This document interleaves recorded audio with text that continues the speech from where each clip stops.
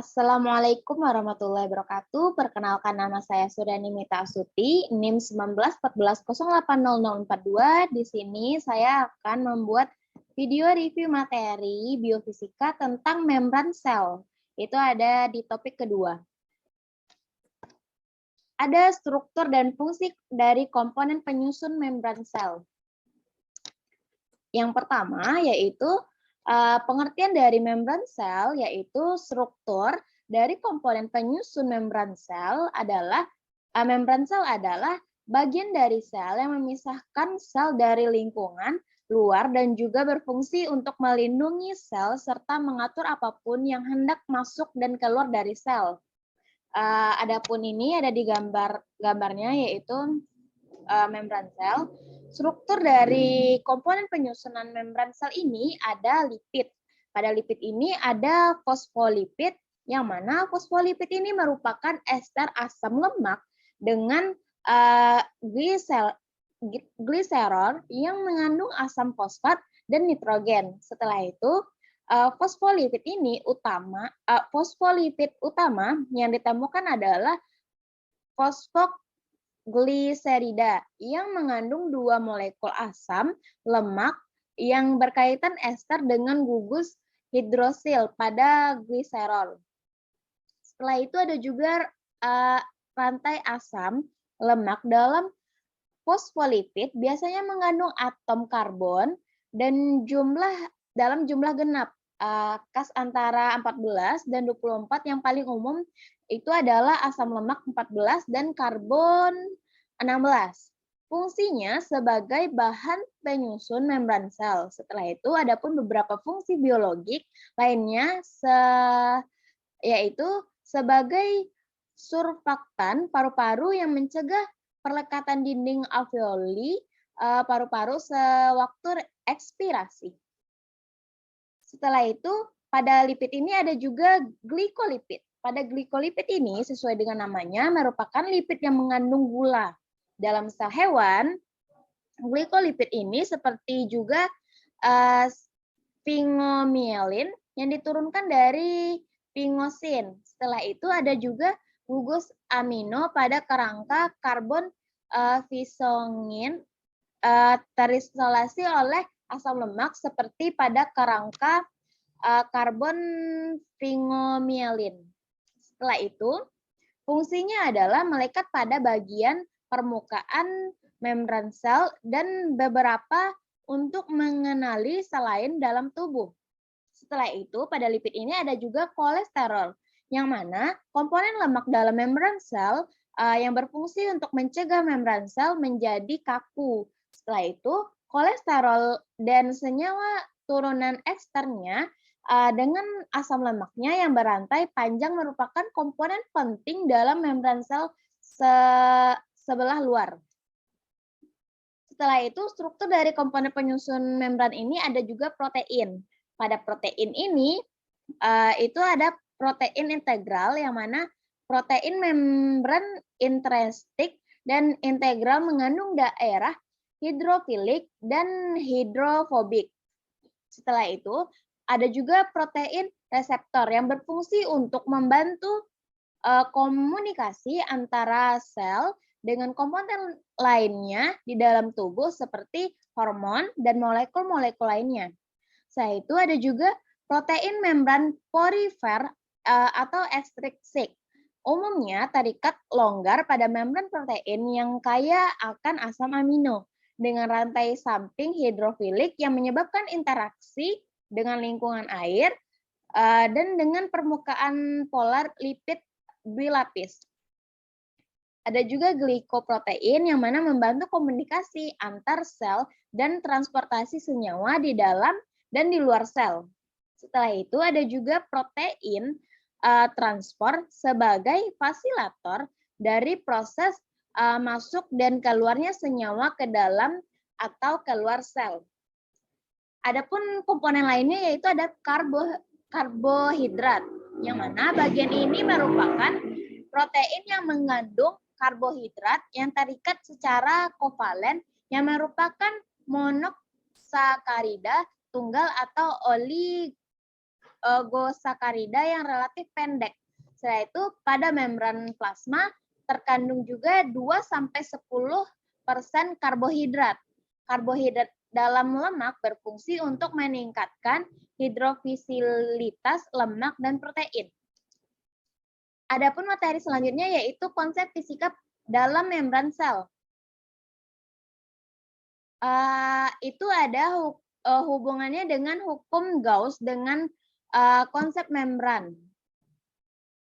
Yaitu di dalam sel terjadi pertukaran atau keluar masuk zat-zat tertentu yang pastinya harus menembus membran sel sebelum akhirnya bisa keluar atau masuk ke dalam sel. Salah satu faktor mudah atau sulitnya zat menembus membran adalah faktor muatan listrik zat. Setelah itu, kalau sudah berbicara tentang muatan listrik yang menembus permukaan, tentu saja pasti ada hubungannya dengan flux medan listrik dan hukum Gauss. Yang mana hukum Gauss ini menyatakan bahwa flux listrik total yang melalui sembarang permukaan tertentu, sebuah permukaan yang mencakup volume tertentu sebanding dengan muatan listrik atau neto total di dalam permukaan itu. Adapun konsep lainnya yaitu ada transport massa, yang mana perpindahan molekul atau partikel dari satu fase ke fase dapat terjadi karena adanya gaya pendorong.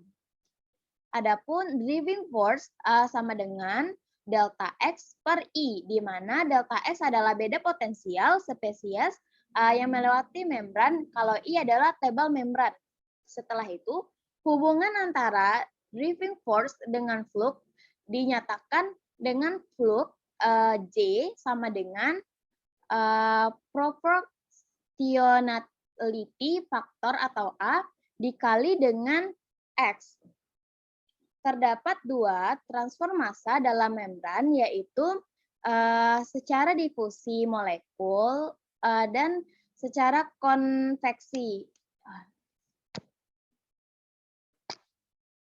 Yaitu selanjutnya ada juga pemisahan dengan menggunakan membran, di mana teknologi membran memiliki beberapa keunggulan dibanding dengan proses pemisahan yang lain, sehingga teknologi membran semakin banyak dikembangkan. Keuntungan tersebut antara lain pemisahan dapat dilakukan secara kontinu, konsumen energi cenderung rendah, dapat dikombinasikan dengan proses pemisahan yang lain. Sifat-sifat dan variabel membran dapat disesuaikan zat aktif dan yang digunakan tidak terlalu banyak. Sedangkan kerugian-kerugiannya adalah terjadinya polarisasi, konsentrasi atau membran pooling, umur membran yang relatif rendah. Setelah itu ada juga kinerja membran ditentukan oleh dua parameter, yaitu permeabilitas dan permeselektivitas. Materi selanjutnya yaitu konsep transport aktif pada membran. Yang pertama yaitu konsepnya transport aktif adalah pergerakan molekul melewati membran sel melawan gradien konsentrasi, sebagaimana difusi terfasilitasi. Transport aktif memerlukan protein pembawa atau protein transfer. Akan tetapi karena molekul dibawa melalui gradien konsentrasi, maka transfer aktif memerlukan suplemen energi. Adapun laju transfer molekul itu dalam proses transfer molekul yang menggunakan protein pengangkut baik transfer pasif dan aktif. Laju transfer molekul mencapai maksimal apabila protein penyangkut mengalami kejenuhan atau saturasi. Apabila terjadi kejenuhan, kecepatan transfer mencapai maksimal Vmax, yang mana itu afinitas transporter itu kilometer ditentukan dari konsentrasi molekul ketika laju transfer mencapai setengah Vmax.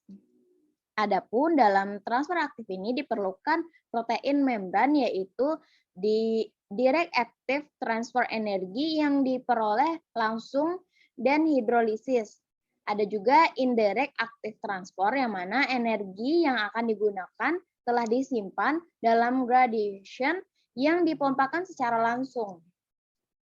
Adapun protein transfer pada membran sel itu ada membran sel dilengkapi dengan protein integral yang berfungsi sebagai protein pengangkut molekul hidrolik dari ion dan ion.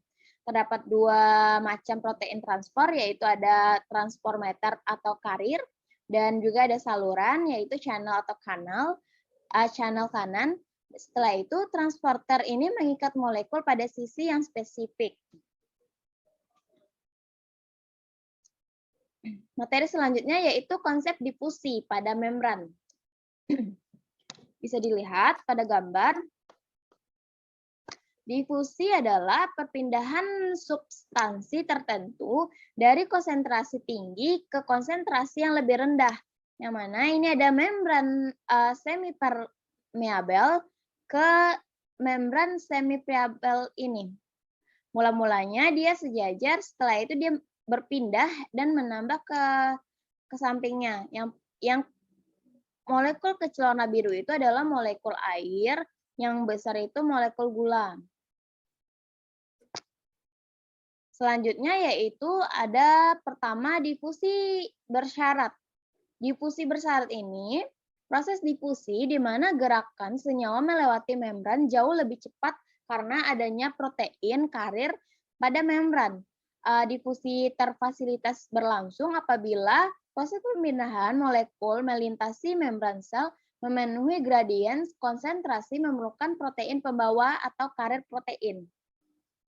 Adapun peran protein pembawa ini adalah untuk memudahkan transport molekul-molekul hidrofilik dan elektrolit melintasi membran sel yang cenderung bersifat impermeabel terhadap molekul-molekul tersebut. Adapun tahapannya yaitu pertama tahapan pengenalan molekul metabolit yang akan mengalami transfer. Setelah itu gerakan dari kompleks tersebut ke bagian yang lebih dalam dari membran. Setelah itu ada juga molekul karir akan membentuk kompleks spesifik. Setelah itu terjadilah pelepasan metabolit ke dalam sel. Adapun selanjutnya difusi sederhana atau bebas, yang mana molekul bergerak searah dengan gradien konsentrasinya. Difusi sederhana berlangsung apabila proses perpindahan molekul melintasi membran sel menuruni gradien konsentrasi dan tanpa memerlukan protein pembawa. Sebagai contoh adalah perpindahan molekul oksigen dari alveolus menuju kapiler. Difusi berlangsung melalui gerakan molekular yang berlangsung secara random. Adapun metabolitnya itu ada air, etanol, CO2, O2, senyawa lemak, dan molekul kecil yang polar tak bermuatan. Prosesnya, zat berdifusi langsung atau bebas tanpa memerlukan protein karir atau pembawa. Statusnya, mekanisme transport yang tidak terlalu penting karena berjalan dengan lambat. Materi selanjutnya yaitu konsep osmosis pada membran. Konsep osmosis ini adalah proses keluar masuknya air melalui membran plasma yang bersifat selektif permeabel. Yang mana apabila membran sel dapat dilalui oleh molekul air, tetapi tidak dapat dilintasi oleh molekul yang terlarut atau solut, maka membran sel tersebut bersifat semi-permeabel. Pada osmosis,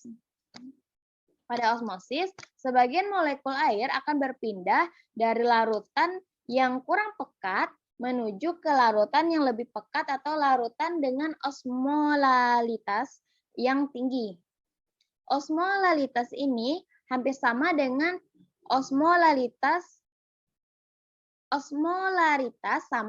hampir sama dengan osmolalitas. Hanya saja berat air diganti dengan volume air dengan satuan liter. Osmolaritas ini sama dengan G kali C, yang mana G itu adalah jumlah partikel dalam larutan, yang C itu adalah konsentrasi Setelah itu proses osmosis. Osmosis menyebabkan penurunan volume larutan dengan osmolaritas rendah dan meningkatkan volume larutan dengan osmolaritas tinggi. Perbedaan volume ini akan menghasilkan tekanan hidrostatik. Tekanan hidrostatis akan mendorong cairan untuk berpindah dari kompartemen B ke kompartemen A. Setelah itu, besarnya tekanan hidrostatis ini kelama-kelamaan akan setara dengan besarannya tekanan osmosis di kompartemen B yang menarik air dari kompartemen A, sehingga osmosis tidak akan berlangsung secara terus-menerus. Rumusnya yaitu P sama dengan nRT per F, yang mana P itu adalah tekanan osmotik, N itu adalah jumlah partikel, R itu konstanta, T itu suhu, V itu ada volume. Di sini ada juga gambar hal-hal penting lainnya, yaitu ada apabila suhu T dikendalikan tetap, maka tekanan osmotik sebanding dengan banyaknya partikel dalam larutan per unit volume larutan. Untuk menyatakan konsentrasi partikel yang aktif secara osmotik digunakan satuan osmol. 1 osmol sebanding dengan berat molekular gram molekul tersebut dibagi jumlah partikel aktif yang dilepaskan oleh molekul tersebut dalam larutan. Pada larutan di dalam tubuh manusia,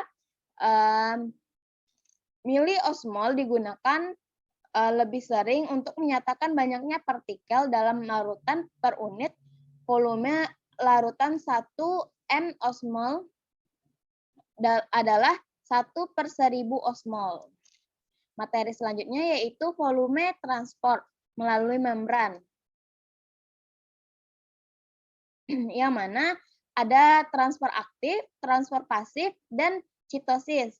Transfer aktif adalah pergerakan senyawa menembus membran dari daerah berkonsentrasi rendah ke daerah berkonsentrasi tinggi.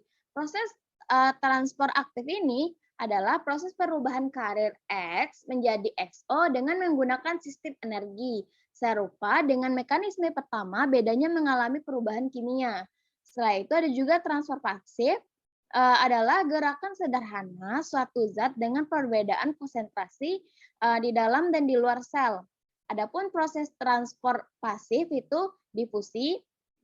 Difusi adalah perpindahan substansi tertentu dari konsentrasi tinggi ke konsentrasi yang lebih rendah. Ada juga osmosis, proses keluar masuknya air melalui membran plasma yang bersifat selektif permeabel. Setelah itu ada juga citosis, yang mana itu adalah transport yang melibatkan membran pecah atau lisis. Proses citosis ini itu ada endositosis, yang mana proses pengambilan suatu substansi oleh sebuah sel dari sekitarnya melalui membran plasma secara umum. Setelah itu ada juga eksositosis, yang merupakan proses pengeluaran suatu substansi oleh sebuah sel dari sekitarnya melalui membran plasma secara umum. Materi selanjutnya yaitu konsep transport pada darah. Konsepnya yaitu darah beredar dari daerah tekanan tinggi ke daerah tekanan rendah. Tekanan darah adalah tertinggi di ventrikel dan terendah itu di atrium. Tekanan darah sistematis menurun saat darah dibawa ke kapiler. Kontraksi otot rongga dan gerakan pernapasan adalah kekuatan penting yang membantu kembalinya darah vena. Volume darah itu pada volume darah manusia sekitar 7% sampai 10% berat normal dan berjumlah 5 liter. Fungsi darah dalam siklus itu ada transport termal yang menghantar berbagai macam substansi untuk fungsi metabolisme darah. Setelah itu ada juga proteksi terhadap cedera dan pendarahan. Pencegahan pendarahan merupakan fungsi trombosit karena adanya pembekuan hibrinolitik yang ada pada plasma. Setelah itu mempertahankan temperatur tubuh, yaitu darah membawa panas dan bersirkulasi ke seluruh tubuh. Hasil metabolisme juga menghasilkan dalam bentuk panas. Materi selanjutnya yaitu prinsip kerja tekanan osmotik pada teknologi. Tekanan osmotik, tekanan yang jika diberikan kepada larutan dengan konsentrasi tinggi akan mencegah terjadinya perpindahan air. Rumusnya yaitu P sama dengan ICRT. Contohnya, pabrik desalinasi air laut menggunakan reverse osmosis untuk melawan tekanan osmosis.